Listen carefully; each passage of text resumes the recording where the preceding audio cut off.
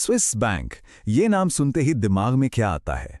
सुरक्षा, राज और बेहिसाब पैसा। एक ऐसी दुनिया जहां दौलत सिर्फ रखी नहीं जाती, बल्कि दुनिया की नजरों से छिपाई जाती है। लेकिन सवाल यह है कि आखिर एक स्विस बैंक अकाउंट में ऐसा क्या खास है? ऐसा कौन सा राज है जो इसे दुनिया का सबसे बड़ा सीक्रेट बनाता है?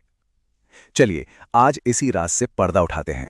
तो चलिए इस कहानी की जड़ों तक चलते हैं और समझते हैं कि स्विस बैंकों की ये महान गाथा आखिर शुरू कैसे हुई।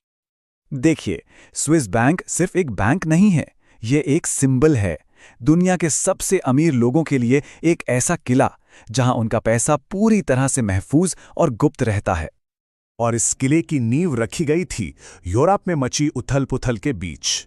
जी हां, इसकी कहानी अराजकता से शुरू होती है। तो बात है 18वीं सदी की। पूरा यूरोप लड़ाई झगड़े और राजनीतिक अस्थिरता से जूझ रहा था। उस बीच स्विट्जरलैंड ने कहा, हम किसी के साथ नहीं हैं, और खुद को एक न्यूट्रल और स्थिर देश बना लिया। फिर आया साल 1934, जिसने सब कुछ बदल दिया। इन्होंने एक ऐसा कानून बनाया, बैंकिंग सीक्रेसी लॉ, और द्वितीय विश्व युद्ध के आते आते ये दुनिया की सबसे भरोसेमंद तिजोरी बन गए।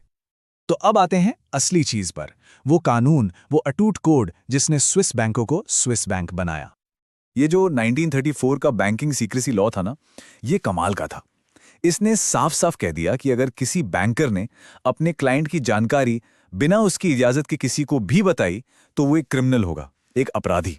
यह सिर्फ कंपनी पॉलिसी का उल्लंघन नहीं, बल्कि एक जुर्म था। मतलब सोचिए, क्लाइंट का नाम क्या है, अकाउंट में कितना पैसा है, कुछ भी, सब कुछ सीक्रेट था। कोई सरकार, कोई टैक्स एजेंसी, कोई आपसे पूछ नहीं सकता था। और अगर किसी बैंकर ने ये नियम तोड़ा तो सीधा जेल। इसी ने तो इसे पैसे का सबसे बड़ा राजदार बना दिया। और मजे की बात देखिए, पहचान ही छुपा दी गई थी। वहां कोई मिस्टर शर्मा नहीं होता था, वहां होता था एक नंबर, जैसे अकाउंट नंबर XZ923। इसे कहते हैं नंबर्ड अकाउंट्स, मतलब गुमनामी की एक और दीवार। लेकिन ये हमेशा ऐसा नहीं रह सकता था। दुनिया ने पलटवार किया, और यहीं से कहानी में आता है एक बड़ा ट्विस्ट। वो साल था 2008, जब पूरी दुनिया में फाइनेंशियल क्राइसिस आया।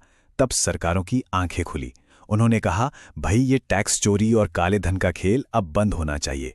और फिर शुरू हुआ स्विस बैंकों पर जबरदस्त अंतर्राष्ट्रीय दबाव। तो देखिए, फर्क साफ है। 2008 से पहले सीक्रेसी का मतलब था एब्सोल्यूट सीक्रेसी, मतलब कोई जानकारी बाहर नहीं जाएगी, सवाल ही नहीं उठता। लेकिन 2008 के बाद अब है कंडीशनल ट्रांसपेरेंसी, मतलब गोपनीयता अभी भी है, लेकिन अगर टैक्स चोरी या किसी गैर कानूनी काम का मामला है तो जानकारी शेयर करनी पड़ेगी। तो सवाल यह है कि आज के इस ट्रांसपेरेंट जमाने में स्विस बैंकों की इस सीक्रेसी का क्या होगा?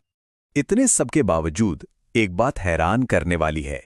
आज भी स्विस बैंकों में खरबों डॉलर की दौलत रखी है। खरबों। ये दिखाता है कि उनका रुतबा आज भी कायम है। तो आज की हकीकत क्या है? देखिए, उन्हें अपनी पुरानी प्राइवेसी की विरासत और आज की ट्रांसपेरेंसी की मांगों के बीच एक बैलेंस बनाना पड़ रहा है।